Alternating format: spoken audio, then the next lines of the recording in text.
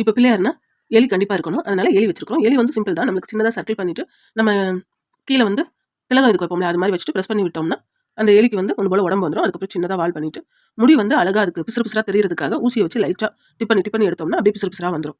இது வந்து அழகாக இருக்கும். உங்களுக்கு சப்போஸ் அந்த பிசுறு பிசுறாக வரது தெரியலைன்னா சொல்லுங்கள், நான் இன்னொரு வேற எதுலையாவது பக்கத்தில் காட்டுறேன். அப்புறம் விளக்குக்கு சைடில் விளக்கு தொங்க விளாண்டு அது ஒரு மாடல். இப்போ இந்த இதில் வந்து விளக்கு வச்சு நான் பண்ணும்போது இதுலேயே அப்படியே டேரெக்டாக என்ன பண்ணிட்டேன், நான் வச்சு பண்ணும்போது எக்ஸ்ட்ரா இருந்ததை எடுக்கும்போது இந்த மாதிரி ஒயிட் விட்டு அப்படி வந்துருச்சு. அதனால நான் இப்போ என்ன செய்ய போகிறேன் அப்படின்னா, இன்னொரு இதில் வந்து சேவ் பண்ணி எடுத்துட்டு அதுக்கப்புறமா அதில் ஃபிக்ஸ் பண்ணலான்னு இருக்கிறேன். அதே மாதிரி தான் நல்லா மிக்ஸ் பண்ணி நம்மளுக்கு வச்சுட்டு பிறகு வெடிப்பே இல்லாமல் ஒரு சர்க்கிள் போட்டுக்கோங்க. சர்க்கிள் போட்ட பிறகு அதை வந்து இப்போ எனக்கு இந்த உட்டை விட டைல்ஸ் அந்த மாதிரி இருந்துச்சுன்னா நம்ம திருப்பி எடுக்கிறதுக்கு அது ஈஸியாக இருக்கும். இப்போ எனக்கு இந்த உட்டு தான் பக்கத்தில் இருந்ததுனால சரி இதிலேயே வச்சு எடுத்துக்கலாம்னு பார்த்தேன். அப்படி இல்லைன்னா நம்ம இந்த கவரில் கூட வச்சுக்கலாம். இதெல்லாம் நம்மளுக்கு வந்து நல்லா ஸ்மூத்தாக ஒன்று போல் வந்துடும். இப்போ இதில் வச்சு ப்ரெஸ் பண்ணி எடுத்துக்கலாம்.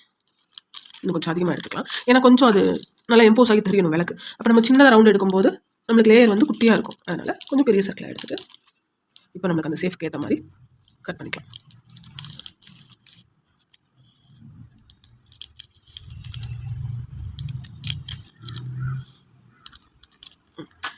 இப்போ இதை நம்ம எக்ஸ்ட்ரா உள்ளதை எடுத்துகிட்டு இங்கே விளக்குக்கு ப்ரெஸ் பண்ணி விட்டுக்கலாம். இப்படி வைக்கும்போது நம்மளுக்கு இந்த மாதிரி ஒயிட் இது வந்து விழாது. நான் டேரெக்டாக யாரும் பண்ணிட்டதுனால எனக்கு கொஞ்சம் அங்கங்கே இதாகிடுச்சு. இப்போ இதுக்கு சின்ன சின்னதாக தீபம் வைக்கிறதுக்கு குட்டியாக சின்னதாக சர்க்கிள் பண்ணிக்கோங்க. சர்க்கிள் பண்ணிவிட்டு சின்னதாக அதே மாதிரியே தான் நம்ம திலகம் மாதிரி வைக்கிறதுக்கு என்ன செய்யணும்னா நல்லா சர்க்கிள் பண்ணிவிட்டு இங்கே கீழே மட்டும் இது பண்ணிங்கன்னா நம்மளுக்கு திலகம் சேஃப் வந்துடும். தெரியுதா? இது இன்னும் நம்மளுக்கு குட்டியாக வேணும். அப்போ தான் திலகம் இது தீபம் பார்க்குறதுக்கு அழகாக இருக்கும். ஓகேவா? இப்போ நான் இங்கே ஃபிக்ஸ் பண்ணிக்கிறேன். ஒரு தீபம் இல்லாமல் 3 தீபமாக போடலாம், பார்க்குறதுக்கு அழகாக இருக்கும் அப்படிங்கிறதுனால நான் 3 தீபமாக போடுறேன். ஒன்று வந்து ரொம்ப குட்டியாக பின்னாடி எரியிற மாதிரி காட்டுறதுக்காக, 2 விடையும் ரொம்ப சின்னதாக போட்டோம்னா அந்த பின்னாடி எரியறதுக்கு வந்து காட்டுறதுக்கு நல்லாயிருக்கும்.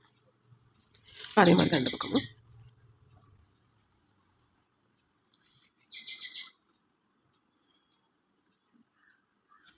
இதில் டிசைன் கொடுக்குறதுக்கு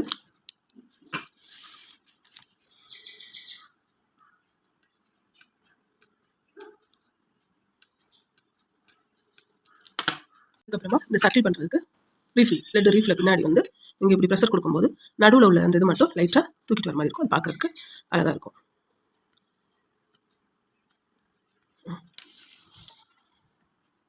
இப்போ ஐப்ரோக்கு வந்து சின்னதாக இவ்வளோ குட்டியாக ஊற்றிட்டு ஐப்ரோக்கு